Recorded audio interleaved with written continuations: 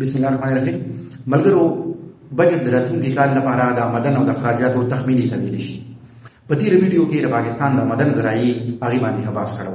اوس په دې ویډیو کې چې پاکستان د بجټ چې نه خرج کیږي کوم ځای لکه څنګه خلک وایي کنه څوک وایي په 80% په فوج باندې لګي، څوک وایي نه د دې نه کم لګي.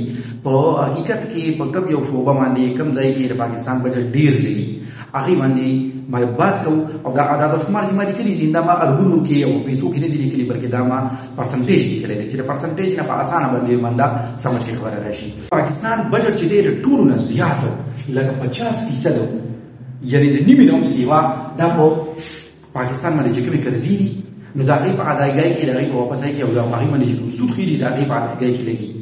او تاسو ته دا معلومه وي چې 15 کاله مخکې دا د تقریبا 4 حصه بجټ په دې باندې خرڅ کېده، بیا ورو 3 حصه شو او اوس هغه د نیمې نه سیوا کېږي.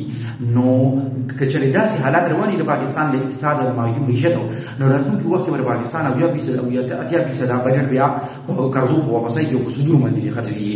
نو خلکو ته به څه پاتې کېږي. په دویم نمبر د ټولو نه زیات لکه ډیفنس دی چې په خلک وایي 80% او 80% به لګي، نه بلکې 12.5% کې لګي. نو دا هم ویلی شي چې په پاکستان کې اسټابلیشمنټ د ډیفنس دا خرچه جدا ده، ډیفنس پروډکشن ډیویژن جدا دی، لکه شنور سیزونه چې کوم دی نورو محکمې جدا کړي دي نو په دې وجه باندې دا لږ کم شو کړی دی. او دا خبره حقیقت هم ده داسې ډاون خو بیا هم که دا هر څومره هم سیوا شي که نه نو دومره ډېر نه سیوا کېږي نه چې دا 70% ته ورسي، 15% بشي، 17% بشي، دې نه سیوا کېږي. بیا سبسیډیز دي.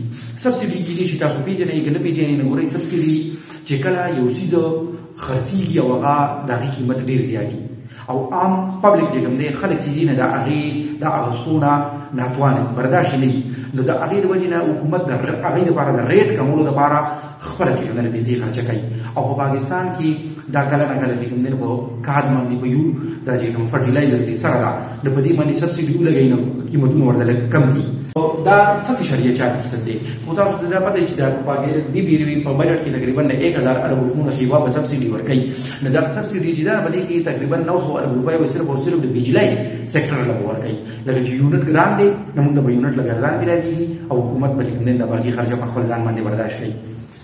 PSDP چې کوم دی پبلک سېکټر ډیولپمنٹ پروګرام سالانه ترقیاتي پروګرام دی نه پاکستان کې صرف او صرف د بجټ 6.5% دی.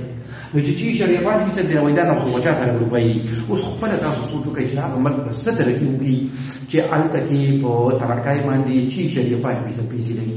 یا دا 6.5% دا په سړکونو هم لګي، دا په ډیمونو هم لګي، دا بیا کوم دی تعلیم او صحت ته رارسوي. نو ځکه چې ډېر خلک تنقید کوي چې په پاکستان کې په ډیفنس باندې خو لا دومره پیسې لګي 12.5%، خو بل طرف ته په شریکه باندې په صحت او په تعلیم باندې 3% نه کم لګي. نو دا خبره حقیقت هم دی او ته خود به حقیقت دی پورا د ترقیاتي بجټ 6.5% د نصیحت او ایجوکیشن د پیسو پاتې شي. پنشن چې دی نه پنشن باندې 6% لګي او کدي سره تنخواګانې مونږ یو ځای کوم بیا دا سیوا شي.